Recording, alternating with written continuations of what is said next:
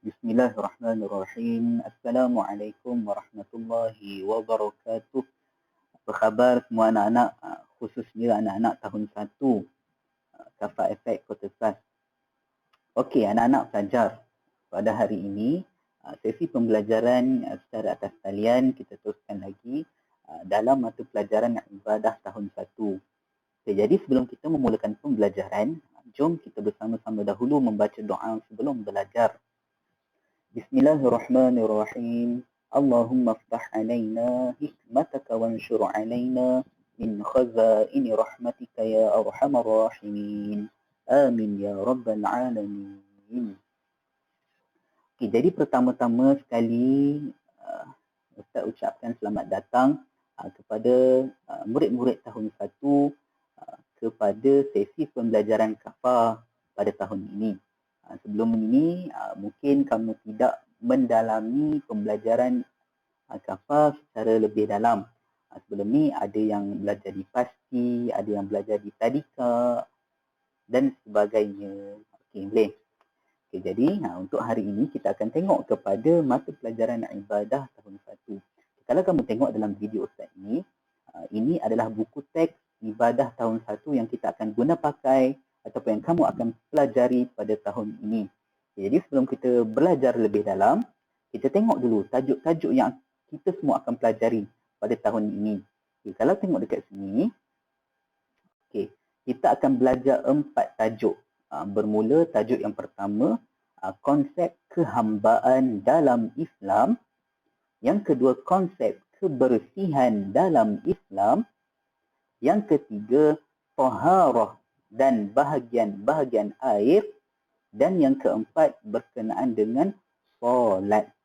Jadi, 4 ini adalah tajuk besar, tajuk-tajuk yang kamu dan kita semua akan pelajari bagi mata pelajaran ibadah tahun 1. Jadi, Ustaz harapkan murid-murid tahun 1, kamu lebih bersedia dan bersemangat untuk belajar ibadah. Sebab sebelum ini kamu hanya dengar sahaja. Mungkin selepas ini kita boleh belajar secara lebih dalam dan lebih terperinci.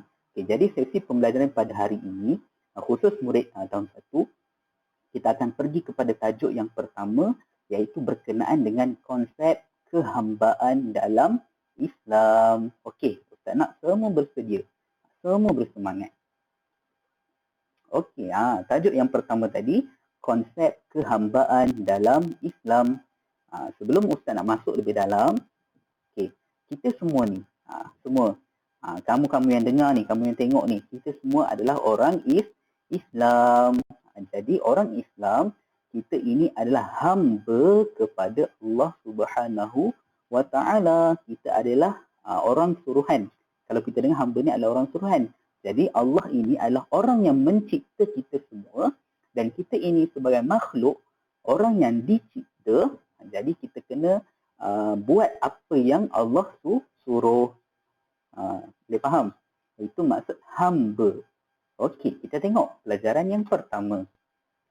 Okey, unit yang pertama, pengertian kehambaan dalam beribadah ataupun dalam bahasa Arab kita sebut sebagai konsep ubudiyah, kehambaan. Okey, dalam Islam, kehambaan ini macam mana Islam terangkan? Okey, kita tengok Okey. Yang pertama adalah Allah sebagai pencipta manusia.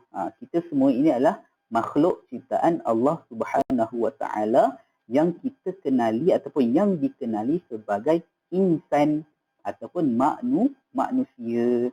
Okey, semua makhluk, semua perkara, semua apa yang ada dalam dunia ini, semua makhluk yang ada di muka bumi ini semuanya adalah ciptaan Allah Subhanahu wa Ta'ala. Yang kamu nampak, yang atas ada dekat muka bumi ni, ada pokok, ada tumbuh-tumbuhan, ada haiwan, ada manusia, ada laut, ada tanah. Itu semua adalah ciptaan Allah Subhanahu wa Ta'ala ataupun yang kita kenali dia dengan sebagai makhluk. Termasuk diri kita ini manusia juga adalah makhluk Allah. Okey. Kita telah diciptakan oleh Allah Subhanahu wa ta'ala. Manusia ini Allah yang cipta, bukan mak ayah kita yang cipta, bukan kakak kita yang cipta kita, bukan abang kita yang cipta kita, bukan nenek ataupun datuk. Bukan, kita semuanya datang daripada Allah Subhanahu wa ta'ala. Itu kamu kena faham. Boleh? Jadi kita semua datang daripada Allah Subhanahu wa ta'ala. Semua makhluk yang dicipta Allah adalah hamba kepada Allah. Jadi semua apa yang dicipta oleh Allah adalah hamba kepada Allah. Kita semua adalah hamba kepada Allah. Kita semua kena buat apa yang Allah suruh. Kita semua adalah hamba kepada Allah Subhanahu wa ta'ala. Semua kita adalah hamba Allah. Jadi kita kena buatlah apa yang pencipta kita suruh buat. Betul tak? Janganlah kita hanya dengar mak ataupun ibu ayah kita suruh, kita buat. Kawan-kawan kita suruh, kita buat. Cikgu-cikgu ataupun guru-guru kita suruh, kita buat. Tapi bila Allah suruh buat, kita tak nak buat. Tak bolehlah macam tu. Sebab yang cipta kita bukan mereka ini tadi. Yang cipta kita hanyalah Allah Subhanahu wa ta'ala. Jadi, semua perkara ataupun semua benda yang Allah suruh, kita kena buat. Boleh faham? Okey, bagus. Okey, ini dalil naqli ataupun dalil daripada Al-Quran menyebut tentang kejadian manusia. Dalil naqli, Allah menjadikan manusia. Okey, firman Allah Subhanahu wa ta'ala dalam surah Ar-Rahman ayat yang ketiga. Allah sebut apa? Allah sebut khalaqal insan. Khalaqal insan. Allah Subhanahu wa ta'ala telah menjadikan manusia. Maknanya dalam surah Ar-Rahman ini Allah telah beritahu dah. Allah dah beritahu melalui Nabi Muhammad SAW bahawa Allah adalah pencipta kepada sekalian manusia. Manusia termasuklah tumbuh-tumbuhan dan juga haiwan. Okey, boleh faham? Okey, jadi kita semua ni yang bergelar manusia, yang ada mata, ada hidung, ada mulut, ada akal, boleh berfikir, kita semua ini adalah makhluk Allah. Allah yang cipta manusia. Okey, bagus. Okey, kita tengok dekat sini. Kamu tengok dalam slide Ustaz ni. Okey, apa ini? Ini adalah proses pembesaran manusia. Proses pembesaran manusia. Manusia ni daripada mana sampai ke mana? Jom kita tengok. Yang pertama, bila seseorang manusia itu dilahirkan, dia akan berada dalam keadaan baby ataupun bayi. Budak kecil. Bayi. Melalui siapa? Kita keluar daripada siapa? Ibu ke ayah? Kita semua keluar daripada rahim ataupun perut ibu kita. Jadi, kita akan kecil dulu. Bayi.